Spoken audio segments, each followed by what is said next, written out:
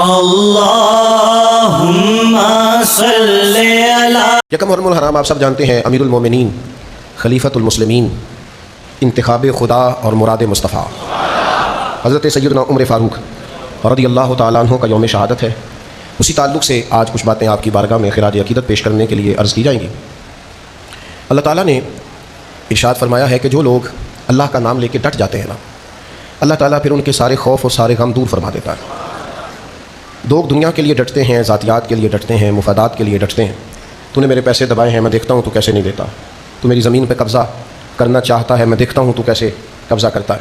تو نے میرے ساتھ فلاں زیادتی کی ہے، میں تجھے بدلہ لے کے بتاؤں گا، تو ابھی مجھے جانتا نہیں۔ لوگ ذات کے لیے ڈٹ جاتے ہیں۔ رب قرآن مجید میں فرماتا ہے ان الذین قالوا ربنا اللہ ثم استقاموا، وہ لوگ جنہوں نے کہا کہ اللہ ہمارا رب ہے اور پھر وہ اس پر ڈٹ گئے، فلا خوف علیہم ولا هم یحزنون، فرمایا انہیں نہ کوئی خوف ہوگا اور نہ وہ غمگین ہوں گے جو ڈٹ گئے اللہ کا نام لے کر۔ یاد رکھیے گا کہ کچھ لوگ ایسے ہوتے ہیں جن کی طبیعت میں سادگی ہوتی ہے، جن لوگوں کی دنیا داری محدود ہوتی ہے، لالچ تھوڑا ہوتا ہے، حرص سے دور ہوتے ہیں، ہوس سے دور ہوتے ہیں، مطمع نظر دنیا داری نہیں ہوتا، وہ لوگ مضبوط ہوتے ہیں۔ جو لوگ اپنے مفادات کی جنگ لڑتے ہیں، اپنے لیے سوچتے ہیں، آہستہ آہستہ وہ کمزور ہونے لگ جاتے ہیں۔ بہت سے مقامات پر انہیں خود محسوس ہوتا ہے کہ میری گفتگو پھیکی سی ہے، اس میں کوئی وزن نہیں ہے، کیونکہ میں خود اس پر عمل نہیں کر پا رہا۔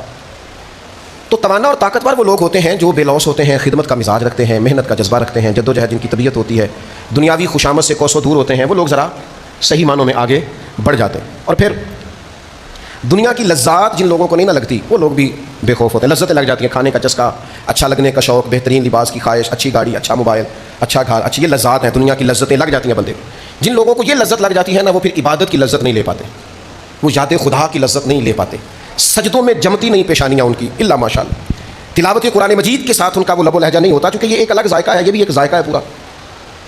دنیا داری کی لذات یہ جب پورے طور پر ہیوی ہو جاتی ہیں، ہمارے ایک استاد کہا کرتے تھے، کہتے تھے میں اپنے بچوں سے بھی کہتا ہوں اور اپنے شاگردوں سے کہتا ہوں کہ جس آدمی کے بال ہی سارا دن ٹھیک نہیں ہوتے، اس نے کوئی کام کیسے کرنا ہے؟ سارا دن تو اس نے آئینے کے سامنے کھڑے ہو کے گزار دیا، تو کیا کریں؟ دنیاوی لذتیں جن لوگوں کو لگ جاتی ہیں ان کے لیے بھی بہت ساری چیزیں مشکل ہوتی ہیں۔ اور پھر خوف خدا اور فکر آخرت، یہ اگر طبیعت میں پیدا ہو جائے تو خوشامد اچھی نہیں لگتی، اپنی تعریف انسان کو سننا اچھا نہیں لگتا، اسے تحائف اچھے نہیں لگتے، اسے دنیاوی آسائشیں اچھی نہیں لگتی، وہ نئی چیز خرید کر بے چین رہنے لگ جاتا۔ خوف خدا اور فکر آخرت۔ اور پھر میرے بھائیوں ایک بات اور بھی عرض کروں، جن لوگوں کی پسند ان کا دین ہو جاتا ہے نا، اور جو دین پر ڈٹ جاتے ہیں، وہ متاثر نہیں ہوتے جلدی کسی سے۔ ان کو کسی ملک کا بہت ترقی یافتہ ہونا اور کسی کا بہت آسانیوں میں ہونا اور بہت سہولیات میں ہونا انہیں محبوب نہیں ہوتا۔ مجھ سے ایک دوست نے ایک دفعہ پوچھا تھا کہ آپ نے کبھی کسی شخص کو معراج پر بھی سمجھا ہے کہ وہ بندہ معراج پا گیا ہے؟ میں نے ان سے کہا میں چھوٹا آدمی ہوں، کو بڑی بات تو نہیں کر سکتا، لیکن میری نظر میں معراج یہ ہے کہ حالات اگرچہ بڑے خراب تھے، دشمن اگر سے پیچھے لگا ہوا تھا، چاروں جانب فوجیں چڑھی ہوئی تھی، مسلمانوں پر بظاہر مکے کی فضا کو تنگ کر دیا گیا تھا، لیکن اس سارے ماحول میں ایک آدمی معراج پا گیا، حضرت صدیق اکبر۔ ادھر ادھر دائیں بائیں کافر تھے، لوگوں کا خیال یہ تھا کہ شاید انہوں نے ساری چیزیں تنگ کر دی ہیں، حالات کو کٹھن کر دیا ہے، لیکن جناب صدیق اکبر کی معراج یہ تھی کہ ان کے پاس اور کوئی نہ تھا، وہ غار میں اکیلے تھے اور گود میں محبوب کا سر نور رکھے ہوئے تھے، اور بٹھا کر اپنے محبوب کو اپنے پہلو میں، جو لوگ کچھ نہیں نہ کرتے وہ بھی کمال کرتے ہیں۔ یہ معراج ہے، یہ معراج پائی۔ تو یاد رکھیے گا اور سمجھ لیجیے گا، دین پر ڈٹ جانا۔ میں نے بڑے بڑے لوگوں کو دیکھا ہے، ہر مہینے بھی جن کے گھر میں محفل ہوتی ہے اور ہر ہفتے بھی جن کے ہاں ختمات شریف پڑھے جاتے ہیں، ان سے بھی کہا جائے نا کہ آج آپ کے بچے کا ولیمہ ہے تو ایک تلاوت نہ ہو جائے، ایک نعت نہ ہو جائے، انہیں شرم آ رہی ہوتی ہے، کیا ولیمے میں نعت؟ اب یہاں دین کی بات، لوگ مذہب پر عمل کرتے ہوئے اور مذہب کا اظہار کرتے ہوئے اور اپنے آپ کی نسبت مذہب کے ساتھ کرتے ہوئے ہچکچاتے ہیں۔ مجھ سے میرے ایک دوست نے مشورہ مانگا، اس نے کہا کہ حضرت وہ دینی آدمی ہے، اللہ نے توفیق دی ہے، خدمت کرتے ہیں، کہتے ہیں مجھے ایک بڑی جگہ دعوت دی جا رہی ہے جہاں بڑے دنیاوی طور پر لوگ آئیں گے، تو میں چلا جاؤں؟ میں نے کہا ضرور جائیے۔ وہ کہنے لگے کہ اکثر ڈر سا آتا ہے بندہ دنیا دار نہ ہو جائے۔ میں نے کہا آپ کو دنیا دار سمجھ کے بلایا ہی نہیں جا رہا، آپ کا تو امامہ دیکھ کے آپ کو دعوت مل رہی ہے، آپ کا دینی تعارف دیکھ کے، ہاں وہاں جا کے آپ کو دیندار سمجھ کے بلایا ہے، تو آپ نے دنیا داروں کے بیچ بیٹھ کر بھی دیندار ہی رہنا، کیونکہ آپ کی عزت، آپ کا وقار، آپ کی عظمت مذہب کی بنیاد پر۔ وہاں جا کر آپ کوئی ایسا سٹائل اختیار نہ کریں جس سے آپ کی دینی نسبت کو ٹھیس پہنچے۔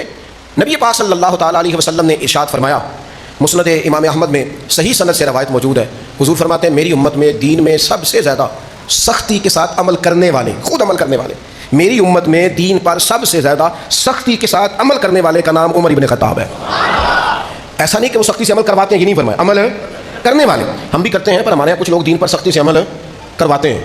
ان کے پاس کیونکہ ممبر ہوتا ہے، مائک ہوتا ہے، تو وہ سختی اور شدت کے بھی جملے بولیں، تو چونکہ اب وہ بیٹھے گفتگو کے لیے تو کہہ سکتے ہیں، سر تسلیم خم ہے جو مزاج یار میں آئے. لیکن سیدنا عمر اپنی ذات کے تعلق سے سختی کے ساتھ دین پر عمل کرنے والے، اور اتنا عمل کیا پھر جب امیر المومنین بنے تو پھر عمل کروایا، اور اتنا سخت عمل کروایا حضرت عمر نے. حضرت عبداللہ ابن مسعود فرمایا کرتے تھے عمر تو اسلام کا مضبوط قلعہ ہے، مضبوط دیوار ہے. حضرت عمر صحابہ کے بیچ بیٹھے تھے، فرمایا تم بھی ان فتنوں کے بارے میں جانتے ہو جو نبی کریم نے بیان فرمائے؟ تو کہنے لگے ہاں. حضرت حذیفہ رضی اللہ تعالیٰ عنہ اور چند اور صحابہ بھی حاضر تھے، عرض کی امیر المومنین جانتے ہیں، نبی پاک نے فرمایا مال فتنہ ہے، اولاد فتنہ ہے، تمہارا ہمسایہ پڑوسی تمہارے لیے آزمائش ہے، اور اس کی نجات یہ ہے کہ تم نماز پڑھو، صدقہ دو، نیکی کا حکم دو، برائی سے منع کرو، ان فتنوں سے بچ جاؤ گے. نماز پڑھ کے صدقہ کر کے نیکی کا حکم دے، مال کے فتنے سے، اولاد کے فتنے سے، ہمسائے کی آزمائش سے بچ جاؤ. حضرت عمر کہنے لگے میں اس فتنے کی بات نہیں کر رہا، میں اور فتنے کی بات کر رہا ہوں جو دین کے معاملے میں آئے گا. تو حضرت حذیفہ کہنے لگے اے عمر میں اس فتنے کے بارے میں جانتا ہوں، لیکن ایک دروازہ ہے اس فتنے کا جس دروازے نے اس فتنے کو روکا ہوا ہے. تو حضرت عمر فوراً بولے، فرمانے لگے پھر یہ بتاؤ کہ وہ دروازہ کھولا جائے گا کہ توڑا جائے گا؟ حضرت حذیفہ کہنے لگے وہ توڑا جائے گا. حضرت عمر کہنے لگے ٹوٹ گیا تو پھر تو فتنوں کا دروازہ کھول جائے گا. کہاں، قانون قدرت یہ ہے، فیصلہ ہی یہی ہے، تقدیر ہی یہی ہے کہ وہ دروازہ ٹوٹ جائے گا، بند نہیں ہوگا، پھر فتنے تیزی سے باہر نکلیں.